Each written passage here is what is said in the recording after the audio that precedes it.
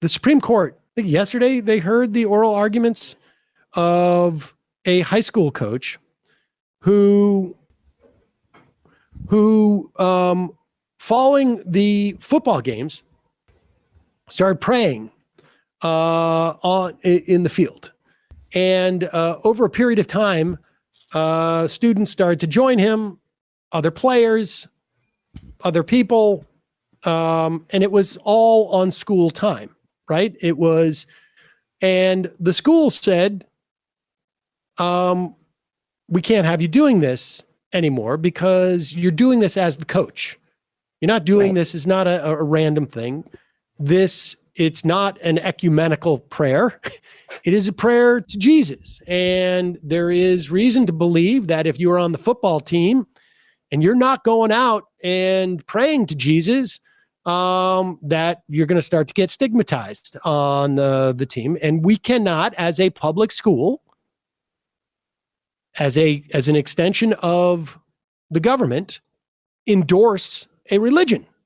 This is what state was this? This was in Washington State. In Washington State. Oh. And so he was fired. And this was because he refused, or was he warned? He was refused to stop this week, this prayer after every game. And prayer to Jesus. It's not an ecumenical prayer, just we should say.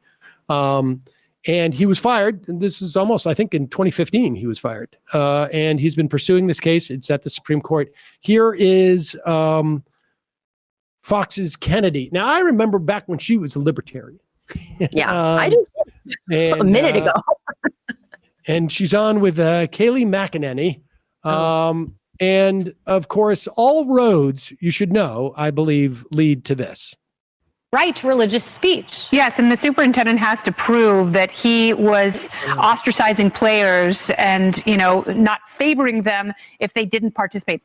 So far, what I have seen, they have not proven that. This will be a very important case for religious liberty, but also maybe a great time in our country's history where we rethink whether or not we have public schools. Maybe we should not have the government involved in education at all, so parents and teachers and administrators can make those decisions themselves instead of having the government impose it on them, because it is the public school aspect of this that is creating the legal challenge. And what do we do with the people who can't afford private? Like, what does that look like? Because each state allots some money, so they would get that money, I would assume. Isn't that what Florida wanted to do? Vouchers. That's what Florida did. That's what Florida wanted to do. Yeah, we could entirely rethink. Okay, I'll tell you why I say that. It's because the two most powerful teachers unions in the country are opposed to Coach Kennedy. They are using their heft and their influence to make sure that he loses this case. Emily, you've dealt with the ninth.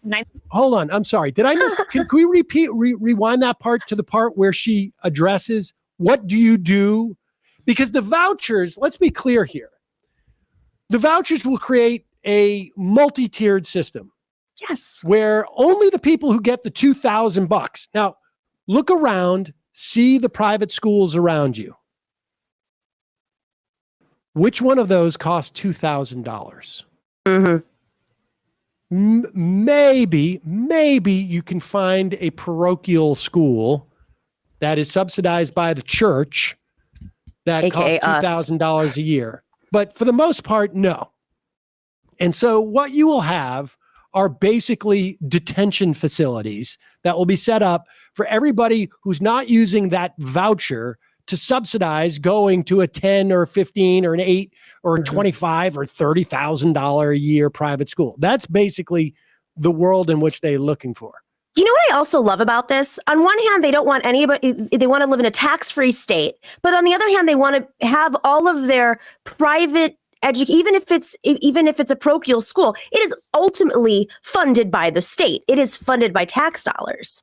This is the dilemma. People can go. There was an interview done years and years ago with Trump's former education secretary, Betsy DeVos, and her husband, who said explicitly, I don't have a problem with public education.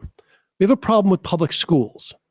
So they want public education insofar as they want this tax money to be taken in by the government and then redistributed for this very reason, they wanted to go to parochial schools.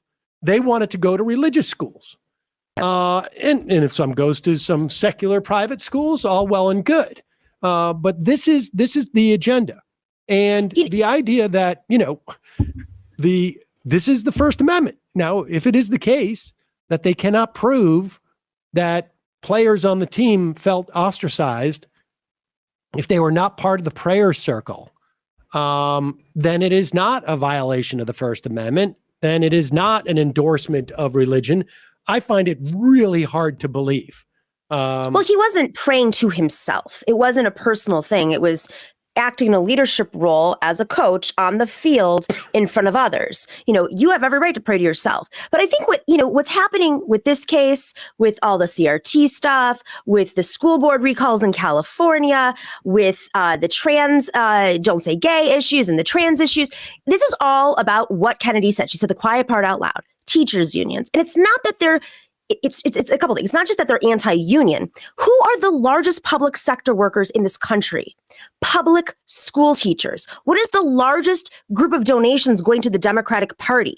Teachers union money.